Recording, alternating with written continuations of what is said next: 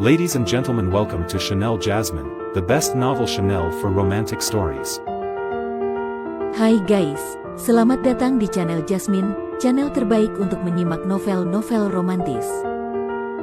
Mohon dukung channel ini dengan subscribe, like dan share video-video yang ada di channel ini. Terima kasih. Perintah Kaisar Naga bab 4622, 4623, 4634. Kamu mengenalnya? Dev bertanya kepada kakak Yao Mei sambil melihat ke arahnya. Tentu saja, Tuan Qiu ini sangat terkenal di kota binatang. Di jalan, dia selalu berjalan dengan arogan, jawab kakak Yao Mei. Sekarang dia tidak bisa berjalan arogan lagi. Kedua kakinya sudah lumpuh olehku, kata Dev. Adik ipar, kamu terlalu ceroboh. Ayah Tuan Qiu ini adalah salah satu dari 3 jenderal binatang besar. Sekarang setelah kamu melumpuhkan kedua kakinya, kamu telah membuat masalah besar. Kakak Yao Mei berkata dengan wajah penuh keterkejutan. Masalah besar, Dev tersenyum tipis. Aku tidak hanya melumpuhkan kakinya, aku juga akan membunuhnya.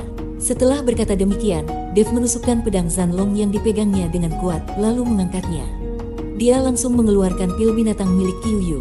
Qiu Yu bahkan tidak sempat memohon ampun, dia langsung tewas di tempat. Melihat ini, kakak beradik itu sangat ketakutan.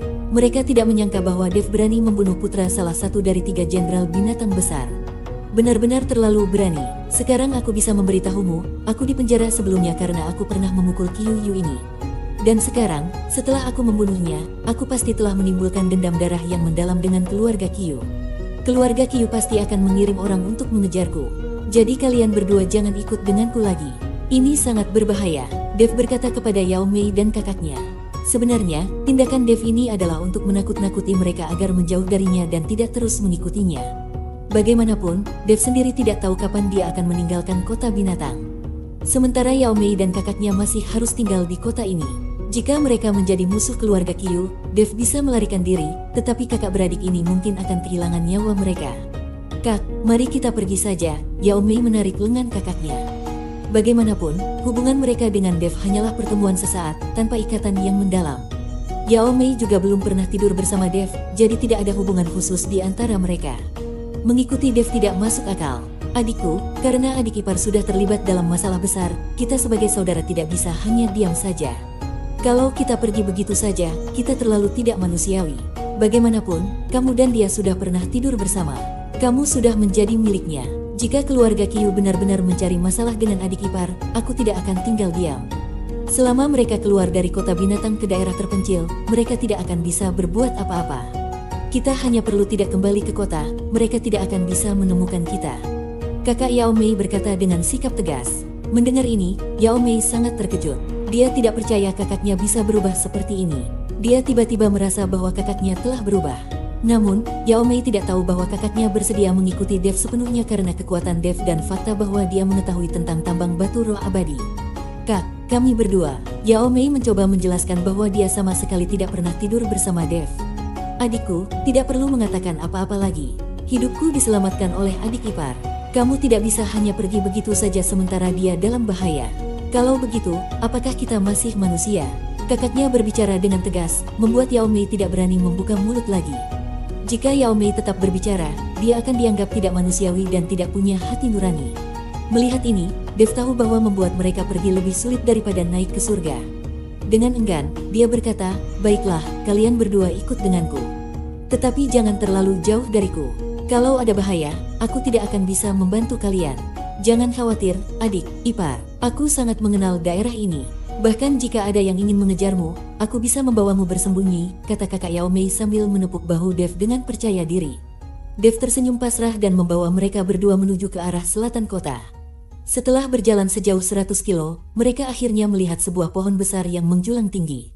Tempat itu tampaknya adalah lokasi yang dimaksud oleh Xiong Kuo. Dev bersama kakak Yao Mei tiba di bawah pohon besar, tetapi tidak menemukan siapapun di sana.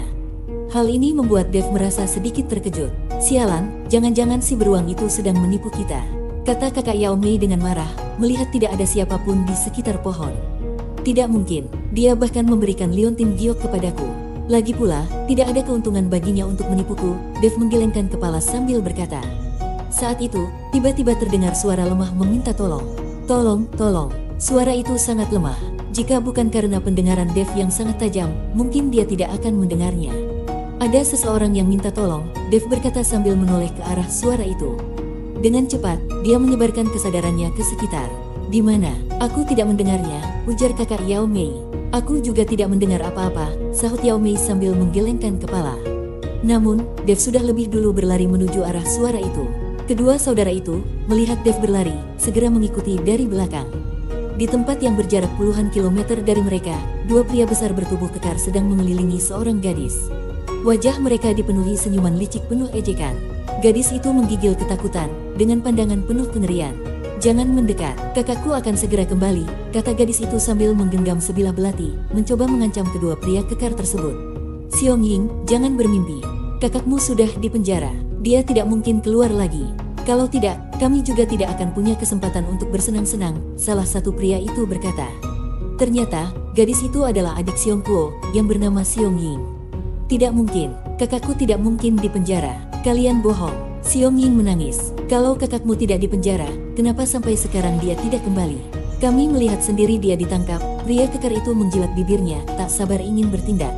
Kalian berdua adalah sahabat terbaik kakakku. Melihat dia di penjara saja tidak peduli, malah datang untuk menggangguku. Apakah kalian masih pantas disebut manusia? Xiong Ying memarahi mereka dengan penuh emosi. Kedua pria itu sebenarnya adalah rekan-rekan Xiong Kuo yang biasa berbagi makan dan minum dengannya. Namun sekarang, saat Xiong Kuo baru saja ditangkap, mereka malah ingin menyerang adiknya. Kami tidak mengganggumu, kami membantu. Kami bahkan rela mengorbankan energi spiritual kami untuk berkultivasi bersamamu, demi meningkatkan kekuatanmu, kata salah satu pria kekar itu dengan alasan palsu. Saya lebih baik mati daripada membiarkan kalian berhasil. Xiong Ying berteriak sambil mengarahkan belati ke lehernya. Namun, sebelum belati itu menyentuh kulitnya, salah satu pria kekar menepuknya dengan keras hingga belati itu terlepas dari tangannya. Kekuatan mereka berada di tingkat 9 alam kesengsaraan, sementara Xiong Ying hanya berada di tingkat 7. Tidak mungkin dia bisa melawan mereka.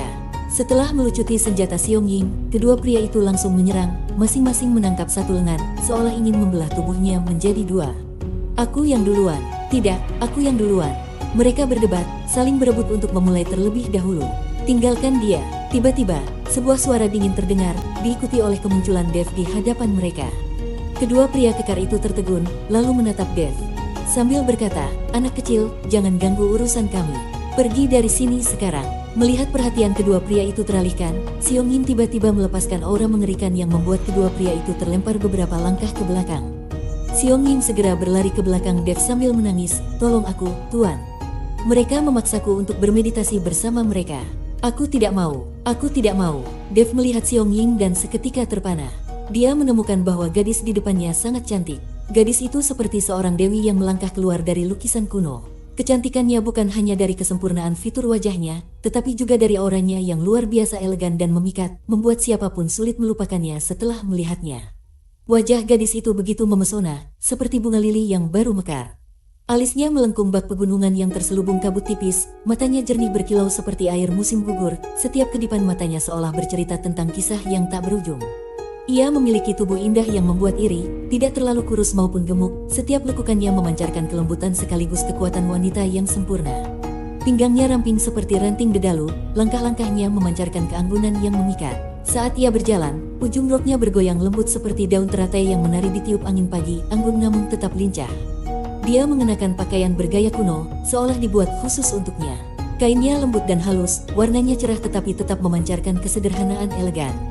Roknya panjang hingga pergelangan kaki, dengan ujungnya yang samar-samar memperlihatkan sepatu bersulam indah, menambah kesan klasik nan anggun. Adik ipar, kau berlari terlalu cepat, tunggu kami. Pada saat itu, kakak Yao Mei akhirnya berhasil menyusul.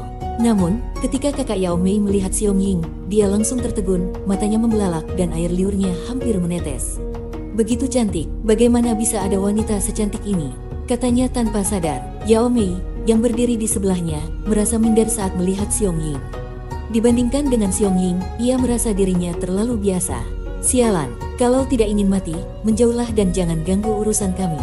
Salah satu pria kekar itu mulai kehilangan kesabaran dan berteriak keras. Mendengar itu, kakak Yao Mei tersadar dari keterkejutannya dan mengalihkan pandangan ke arah dua pria kekar tersebut.